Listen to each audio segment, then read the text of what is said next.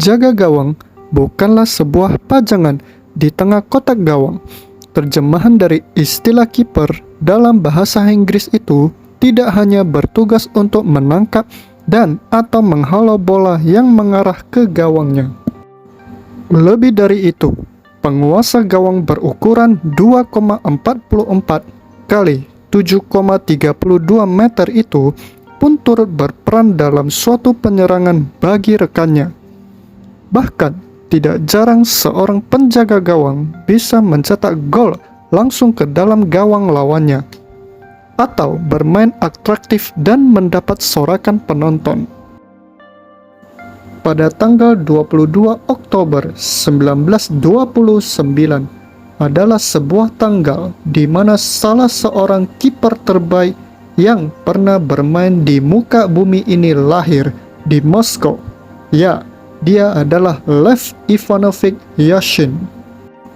Jauh sebelum kemunculan nama-nama kiper tenar semacam Oliver Kahn, Gianluigi Buffon, atau Iker Casillas, Lev Yashin boleh dibilang sebagai figur pertama yang mengangkat ketenaran kiper ke seluruh penjuru dunia.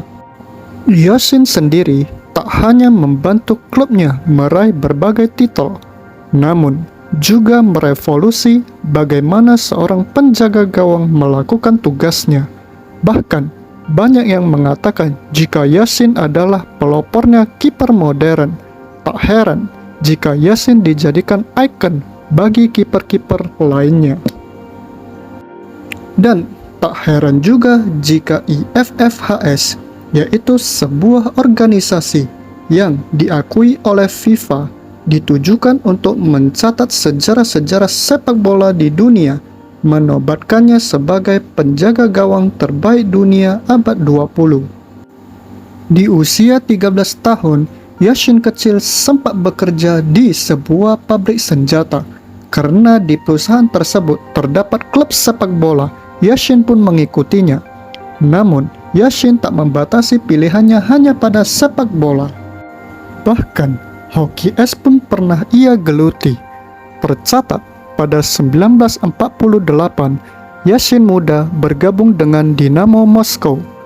Prestasinya termasuk bagus, yaitu gelar juara Uni Soviet tahun 1954.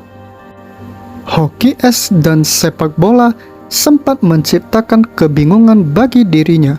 Ia sempat mengundurkan diri dari dunia sepak bola karena merasa kalah bersaing dengan Alexei Khomich, penjaga gawang andalan Dinamo Moskow dan timnas Uni Soviet pada masa itu.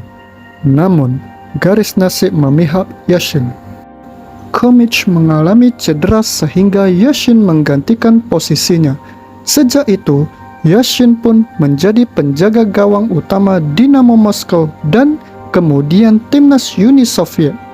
Lev Yashin selama karir sepak bolanya diketahui hanya bermain untuk satu klub saja, yakni Dinamo Moskow.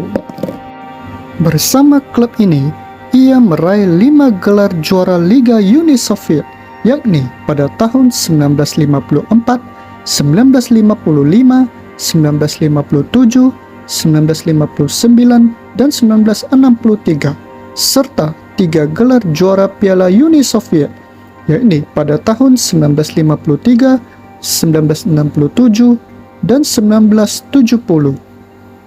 Sementara di level timnas, penjaga gawang berjuluk Black Spider itu berhasil menggenggam medali emas Olimpiade 1956 di Melbourne, Australia, dan gelar juara Piala Eropa 1960 di Paris, Prancis. Di luar itu, selain masih memperoleh runner-up Piala Eropa 1964, Yashin juga sempat bermain di Piala Dunia 1958, 1962, dan 1966. Menurut catatan statistiknya, Yashin bermain sebanyak 812 pertandingan, menggagalkan sekitar 150 tendangan penalti, dan mencatat clean sheet sebanyak 270 kali.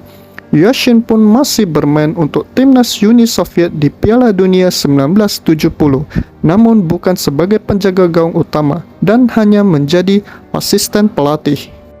Selain gelar bagi timnya, Yashin pun memperoleh gelar individu. Salah satunya, pemain terbaik Eropa 1963. Hingga kini, Yashin tercatat sebagai satu-satunya kiper yang memperoleh gelar Ballon d'Or itu. Penjaga gawang yang paling mendekati prestasinya adalah Manuel Neuer. Kiper Bayern Munchen itu masuk dalam posisi 3 besar dalam nominasi Ballon d'Or tahun 2014. Mengenakan pakaian serba hitam dari atas sampai bawah, bahkan terkadang hingga kaos kakinya, Yashin memiliki beberapa julukan, antara lain Silaba-laba hitam, Gurita hitam, atau Macan tutul hitam. Julukan ini muncul karena kehebatannya menghentikan tendangan lawan, sehingga seolah-olah ia memiliki 8 tangan. Berbeda dengan era kiper saat ini, dulu di eranya, Yashin hidup dalam zaman penjaga gawang yang gerak tubuhnya relatif statis dan seringnya hanya menunggu di bawah mister gawang. Kala itu, dunia tak mengenal istilah sweeper keeper atau kiper sebagai awal mula serangan. Waktu itu, kiper yang hebat adalah kiper yang diasosiasikan sebagai penghenti tendangan ke arah gawang. Namun Yashinlah yang mengubah hal ini. Ia seringkali keluar dari gawang, bahkan dari kotaknya sendiri, untuk menghalau bola. Ia dikenal karena karisma dan kepemimpinannya. Yashin juga seringkali mengomandoi barisan pertahanan dengan suara kerasnya. Yashin juga jadi kiper yang memperkenalkan cara membuang bola dengan cara dipukul. Pernah suatu saat Yashin mengikuti pertandingan antara Inggris dan World 11 dalam rangka perayaan ulang tahun FA pada tahun 1953. Babak pertama, pertandingan itu diakhiri dengan Yashin yang menghalau serangan dengan meninju bola hingga ke garis tengah lapangan. Meski dikenal di dunia internasional dengan julukan si laba-laba hitam, Yashin lebih sering dipanggil Panter Hitam oleh para fansnya. Ini karena Yashin juga sangat lincah, atraktif, dan sering mempertontonkan hiburan bagi penonton. Biasanya, pertunjukan atraktif itu ia lakukan dengan topinya, yang memang sering ia kenakan saat bertanding. Saat menyambut umpan crossing yang tinggi, Yashin akan melepas topinya, menyundul bola hingga jauh, dan memasang topinya kembali. Para supporter menyukai tindakan Yashin itu dan menghadiahinya dengan sorakan. Tapi seiring waktu, tindakan melepas topi sebelum menyundul itu semakin jarang ia lakukan. Maklum, sepak bola berlangsung semakin cepat dan keras. Dulu kotak penalti tak pernah sepenuh sekarang, sehingga Yashin memiliki cukup waktu untuk melakukan atraksi. Dengan kehebatannya, tak heran saat ia memutuskan pensiun, banyak orang yang ingin menghadiri pertandingan perpisahannya di Moskow pada 27 Mei 1971. Bahkan stadion pun dipenuhi hingga 103.000 penonton. Sir Stanley Rose, ketua FIFA saat itu, pun mengucapkan kata-kata perpisahan. Ya, saat itu kata-kata perpisahan itu ditujukan bagi Lev Yashin yang hendak meninggalkan dunia sepak bola. Sejumlah pemain seangkatannya berada di panji kesebelasan internasional untuk memberikan penghormatan terakhir. Mereka adalah Pele, Eusebio, Bobby Charlton, dan Franz Beckenbauer.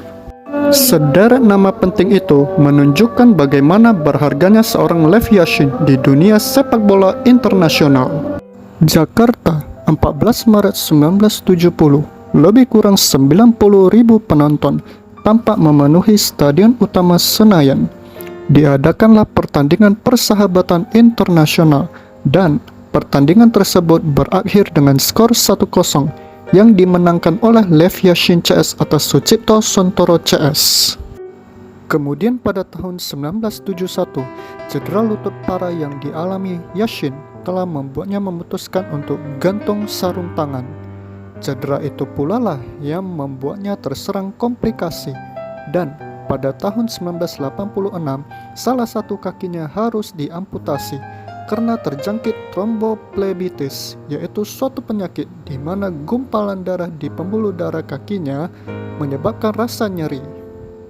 4 tahun kemudian, tepatnya pada 20 Maret 1990, Lev Yashin mengembuskan nafasnya yang terakhir karena menderita kanker perut. Salah satu pemain legendaris dunia telah pergi. Untuk mengenang dan mengabdi jasanya, pada 1994, FIFA pun memperkenalkan Lev Yashin Award. Penghargaan ini diberikan kepada penjaga gawang yang menampilkan performa terbaik dalam 1 tahun.